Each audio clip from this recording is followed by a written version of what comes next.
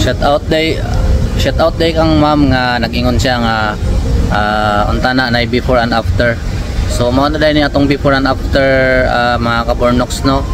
Mao kini ang among pinakaunang balay diri actually dili gid ni siya pinakauna nga balay na pag may una nga balay gyud nasa tabok sa sapa. Dito may nagpuyo sa una nga among bongbong kawayan pag gyud. Then after ato namalhin mi diri kay sa kanang baha lagi. Labi ng eskwela maglisod mi maka-absent po nang plan si mama ug si papa nga diri mi magpuyo antod nga naabot yun ning balaya og 24 years guba na. Then mo to wala lang damha nga tungod sa pagpaningkambot mo na ni karon wala mi na-expect kay dati gyud igo ra mi magtanaw-tanaw sa kanang balay nga ana bitang walay tulo kanang mga scene gyud ang atop nya amo kay nipa ra pa pero dili man nato ikuan nga bisan tuod nipa sila ana-ana makuanta dili lang nato na hukman ang tao kay siyempre guys mintras ka ng buhi pata nagyoy mga maabot sa ato ang swerte. So speaking of swerte mga kabornox para sa ako lang jud swerte lucky. So dili lang tamo para sa ako lang jud mga kabornox ako alang jud kuanan is sacrifice lang jud kung sa imong plano sa imong ganabuhi sacrifice kay kung mingon tag swerte lucky kay ta mura tag nagtaya nagluto sa ako alang jud na parta wala ko ikuan kung sa inyong comment kay base raman gud sa akong pag-exam jud 4 years ko nag-exam para makanhi lang diri first exam ikaduha ikatulo bagsak ko so nagantos lang gyapon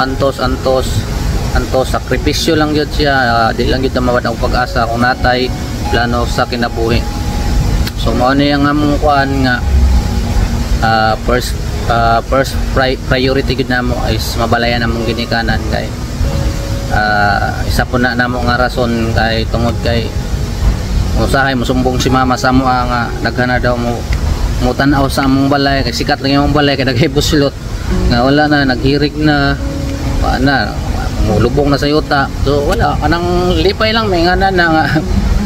amo lang ikatawa so dili na nato na imahin mga kabornox kay syempre lain po kayo na mag-mention tawag mga tao nga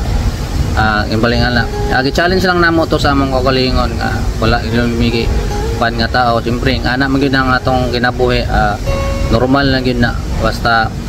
nagpuyo ta sa Pilipinas singana gina. So mao ni ang atong before and after mga kabornox no? Sa mga nangutana di ay kung pilay labor ani so 40-60 dahil ni mga kabornox 40% ang puruman nya kanang 40% sa mga resibo na sila na ibahala sa labor nya sa wala pa gyud kabalo daghan na kay ko video ani cladding metal cladding na ang atong bungbong mga kabornox nya ang atop is mini roof. So napoy nang utana kung pila daw ang presyo nakalimot na ako sa atop pero ang among atop is 8 ang taas napoy G's ana. So about sa pintal pod or sa tiles wala pa'y plano lagi pero ang amo lang importante karon nga napuy-an na. So nga na lang mga kabornox no dili lang yun ta mawada og paglaom kung unsa man gani ang atong gusto nga paabot sa atong kinabuhi. Isa ka mistake, duha ka mistake ayo lang yung surrender mga kabornox dili ta makakuwat anang swerte ato sakripisyo lang yun mao gyud na sacrifice lang yun para sa atong kaugalingon sa atong future pohon nya ano lang salig lang ta sa atong abilidad mao gyud na. So daghang kay salamat mga kabornox no